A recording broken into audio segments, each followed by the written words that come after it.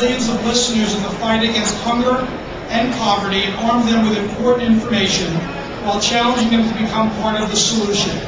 Over the years, the Hungerthon has grown from one radio station to many and can now be heard on all of the major New York City radio stations as well as Sirius satellite radio. The success of the Hungerthon depends on wise radio partners. And tonight, we honor a team of people who have opened up their home and their airwaves.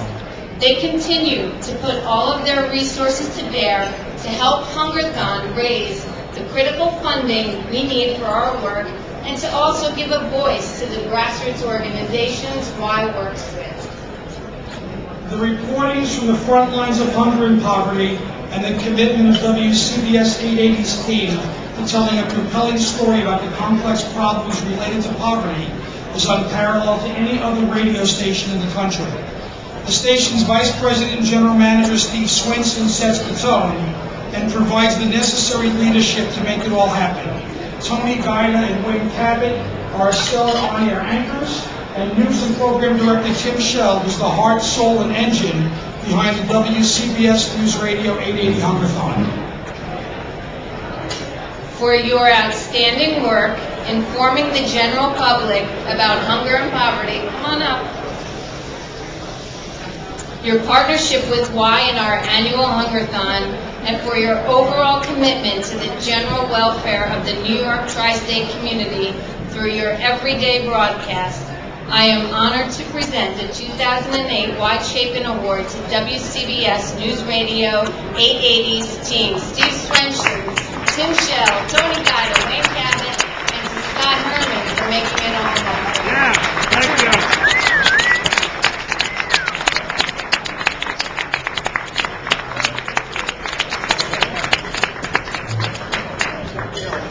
Thank you.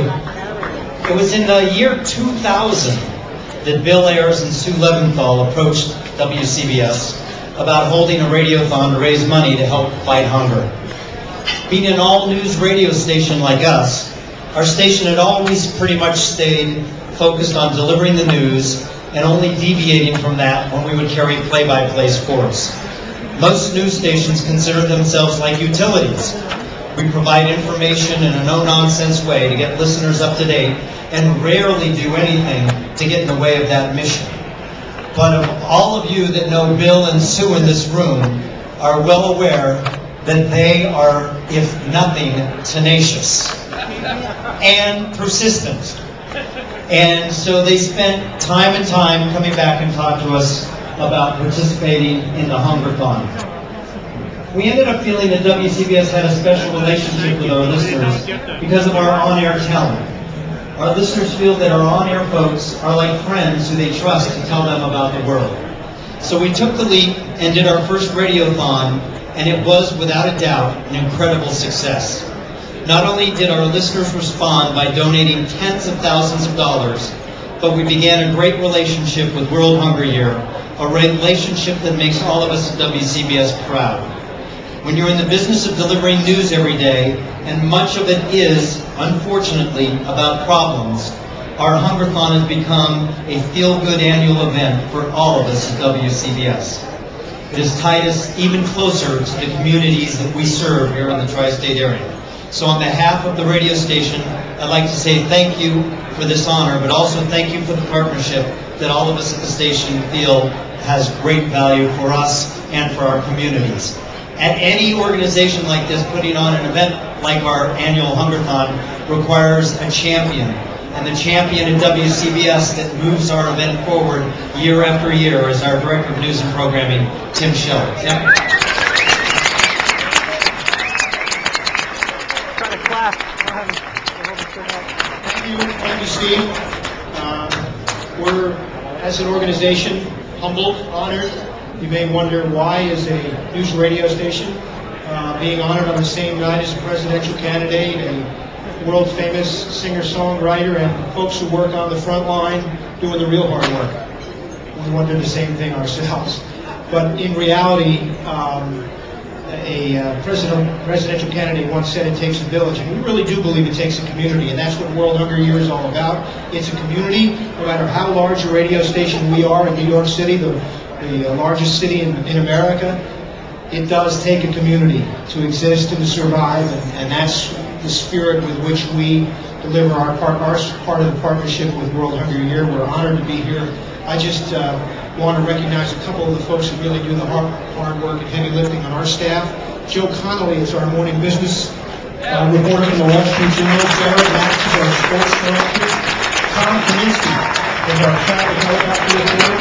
Bill Carney is our production director, and Dave Merritt is our operations coordinator.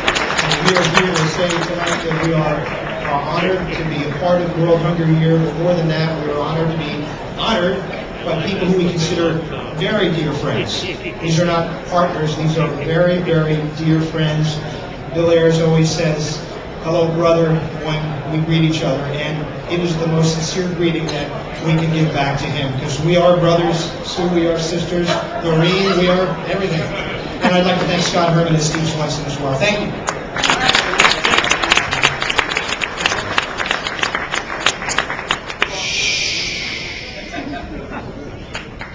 I like the way that works.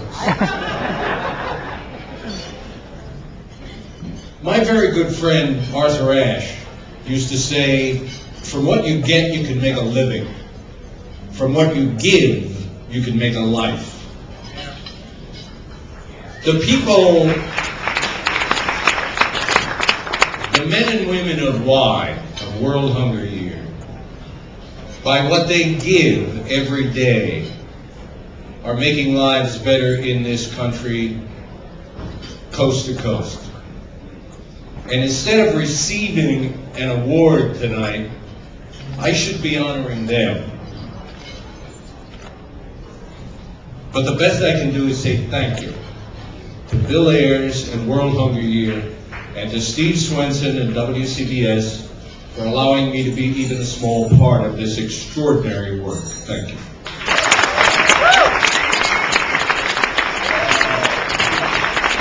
That was Tony Gala, by the way, the handsomest guy on the radio. My name is Wayne Cabot, and 364 days out of the year, we serve our community at WCBS, and we make money for our shareholders.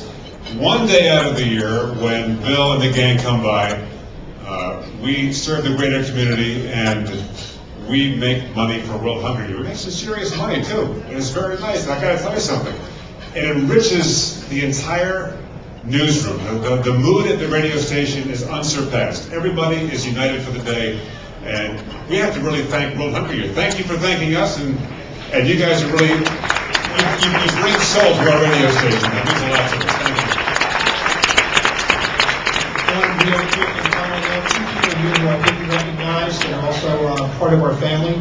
Charles Grodin is here, who is part of our on-air team, and someone without whom we wouldn't have our commitment to World Hunger Year, Chris Quigley, who has always played a large role in our World Hunger Year efforts, and without Chris, we wouldn't be able to do it. So we'd like to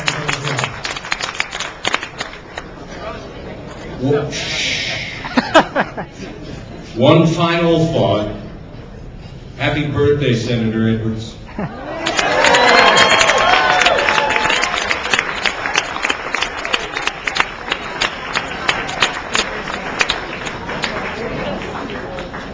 Hey, yours is bigger than mine. Wait a minute. And now, please join me in welcoming to the stage WHY's co-founder and executive director, my friend Bill Ayers.